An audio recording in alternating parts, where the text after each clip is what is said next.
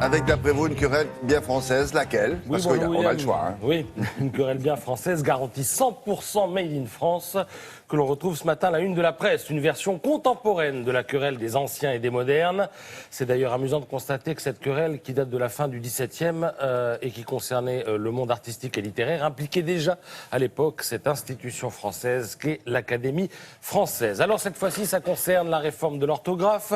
Le sujet est tellement crispant que 20 minutes a pris le parti d'en rire avec ce titre « Trouvé, pensé, écrit, validé par l'inconnu le plus célèbre de la presse française ». Chaque rédaction a le sien. Il s'agit du stagiaire. Donc un bon point pour le stagiaire de 20 minutes qui a su faire preuve d'humour en titrant ainsi « Bonne nouvelle pour 20 minutes ». Il y a de quoi faire cauchemarder 10 générations d'instits. Mais bon, journalistiquement, on ne peut pas dire que ça ne capte pas l'attention. Alors pourquoi bonne nouvelle pour 20 minutes? 20 minutes explique à ses lecteurs qu'avec la réforme qui sera appliquée à la rentrée 2016, ce n'est plus la peine de nous signaler nos fautes d'orthographe. Ils disent aux lecteurs. Donc désormais, vous n'abîmerez plus le mot abîme si vous ne mettez pas l'accent circonflexe sur le i. Et si ce même accent circonflexe, vous l'oubliez sur le u de coup, il ne vous en coûtera rien. Ce sont là deux exemples d'une réforme dont il faut retenir qu'elle retient aussi l'ancienne orthographe. Simplement, retenez que l'accent circonflexe disparaît sur le i et le u, sauf pour les verbes au passé simple et au subjonctif, et aussi pour les cas d'homonymie. J'adore, c'est ça le français. La réforme est censée tout simplifier. Et on se retrouve déjà avec 3 exceptions.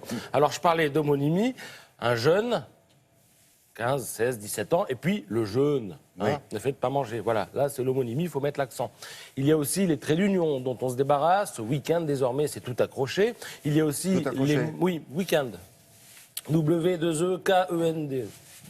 Il y a aussi les mots d'origine étrangère qui seront traités comme les mots d'origine française. Match, senior, au pluriel, on mettra des S à ces mots. Alors évidemment, tout cela ne plaît pas à tout le monde. La patronne de l'éditeur scolaire Belin tente de minimiser l'affaire en rappelant que cette réforme ne concerne que 4% des mots, ce qui, dit-elle, n'est pas une révolution. On va peut-être voir sa déclaration. Et puis alors du côté de Jean d'Ormesson, en revanche, on fulmine. L'académicien parle de nouvel enfumage destiné à détourner l'attention des Français des vrais problèmes. Et je dis à Najat Vallaud-Belkacem qu'on réformera l'orthographe quand la prospérité sera revenue, dit-il ce matin dans le Figaro. Sauf que d'Ormesson oublie qu'à l'origine de tout ça, il y a qui? Il y a ces petits copains de l'Académie française. Ils ont commencé à se pencher sur la simplification de l'orthographe il y a maintenant 26 ans. Ils ont fait des propositions et aujourd'hui l'affaire leur revient comme un boomerang, à tel point qu'ils pressentent la polémique et font savoir, alors doucement le matin et pas trop vite l'après-midi à l'Académie, qu'ils prendront le temps de se prononcer sur la réforme. Alors moi, toute cette affaire m'inspire 2 réflexions, l'une sérieuse et l'autre un peu moins.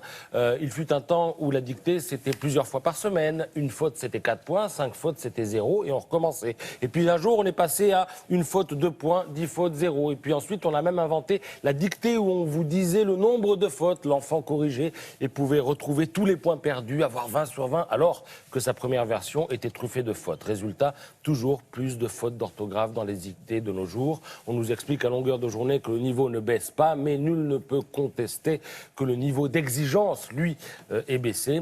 Il n'est qu'à se plonger, pour s'en convaincre, dans ce joli petit livre intitulé « Dictée d'hier et d'aujourd'hui » chez Grund. Et puis alors, l'autre réflexion, pour finir, c'est plutôt une suggestion. On pourrait décider demain que 1 mètre, c'est 50 cm. Ça mettrait le record du monde du saut à la perche à plus de 12 mètres. Et tout le monde s'en féliciterait. On peut aussi décider qu'une seconde, demain, ça devient l'équivalent de 2 secondes. Et comme ça, tout le monde, vous, moi, William, pourra dire qu'il court aussi vite qu'Usain Bolt. Ça va, vous, à part ça? Sinon, ça va super bien. Alors, question posée ici, dans ce studio, est-ce qu'on prononcera les choses différemment? Non, un jeune, ça sera toujours un jeune, et un jeune, c'est un jeune. Oui. Sinon, il peut y avoir confusion. Je me suis tapé un jeune. Non, c'est un jeune. Oui, c'est pas pareil. le jeune, il faudra mettre l'accent. Voilà, merci beaucoup. Avec Marie